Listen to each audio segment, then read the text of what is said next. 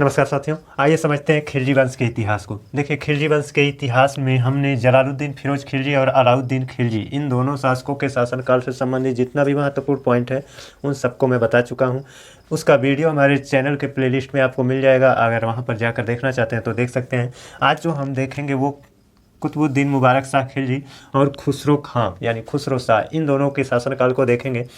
देखिए दोस्तों, ये कुतुबुद्दीन मुबारक शाह खिलजी अलाउद्दीन खिलजी के बाद शासक बना और 1316 से 1320 तक कुल मिलाकर कितना 4 वर्ष तक शासन किया था। सबसे ज़्यादा समय तक शासन करने वाला शासक अलाउद्दीन खिलजी है, जो 1296 से 1316 यानी 20 वर्ष तक किया था।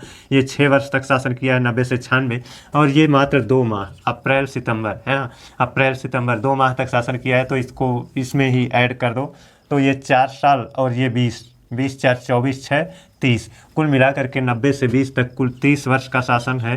30 वर्ष के शासनकाल में यही 4 शासक हुए हैं। इसमें से जो कुतुबुद्दीन मुबारक शाह खिलजी है ना, ये एकदम बेकार शासक था।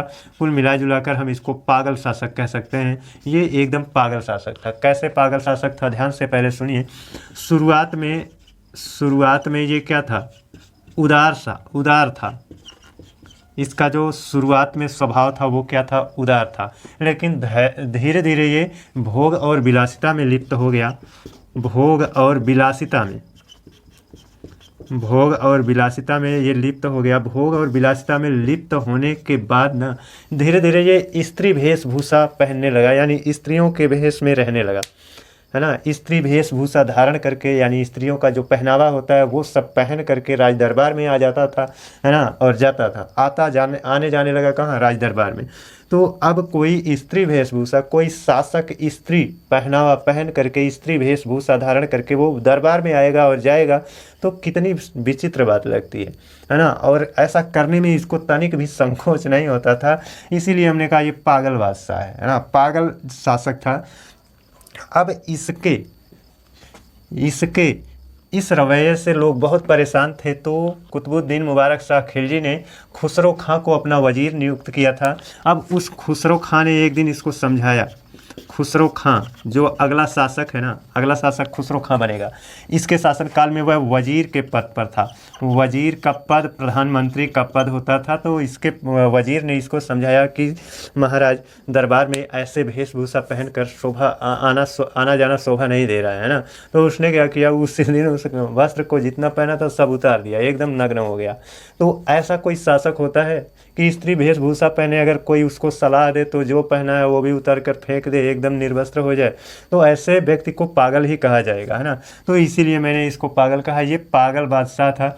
इसने क्या किया ना, देखिए, ये कुतुबुद्दीन मुबारक शाह खिलजी जैसे नहीं होता है, एक दोहा कहा गया है, कनक कनक ते सौगुनी मादकता अधिका, या खाए बौराए जगवा पाए बौराए, है ना। तो कुछ लोग होते हैं अत्यधिक धन संपत्ति पाने पर पागल से हो जाते हैं, बौखला से जाते हैं। वैसे ही ये शासक बना और शासक बनने के कुछ समय बाद, शुरुआत में तो थोड़ा उदार था, लेकिन कुछ ज़्यादा समय तक उदार नहीं रहा। कुछ समय बाद भोग विलासिता में लिप्त हुआ और पागल सा हो गया, बौखला गया, धन संपत्ति ज़्यादा देख लिया, है ना।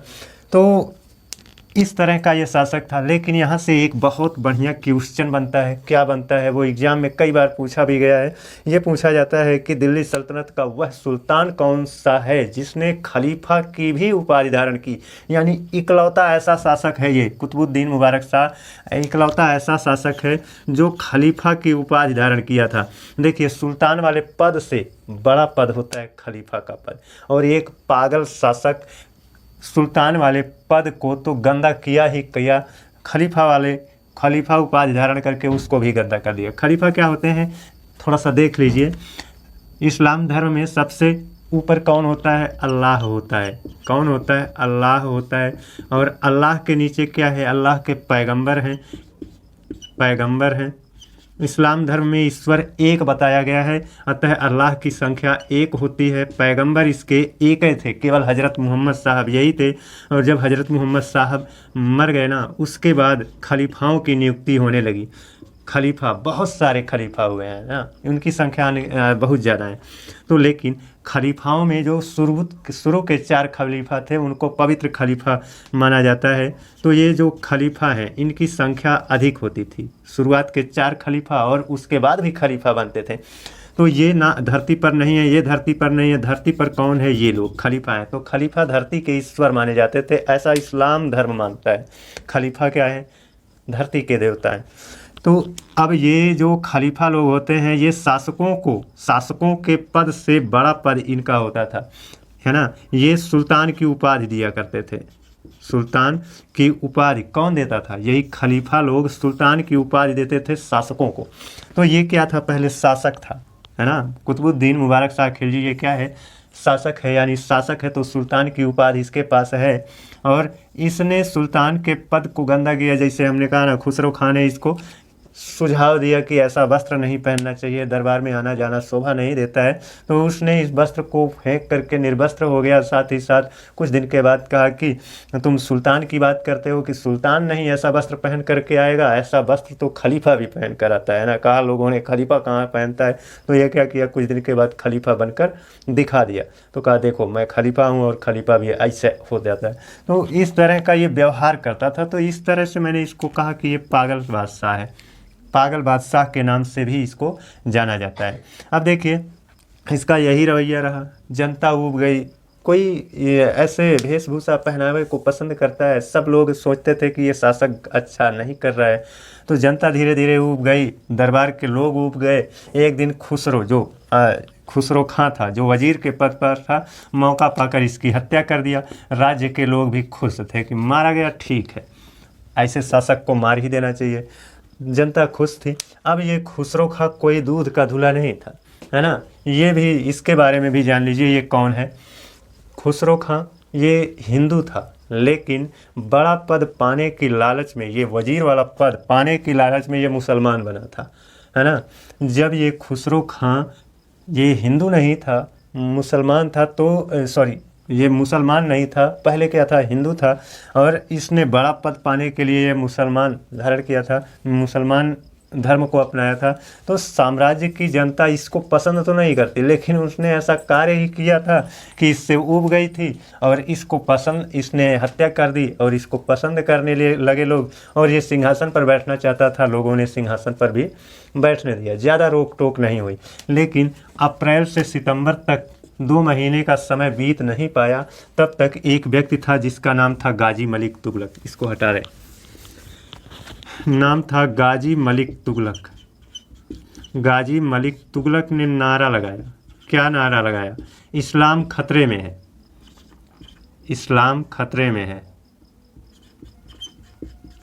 इस्लाम खतरे में है। और ये अलाउद्दीन खिलजी के वंशजों का अपमान हो रहा है। अलाउद्दीन खिलजी के वंशजों का अपमान हो रहा है।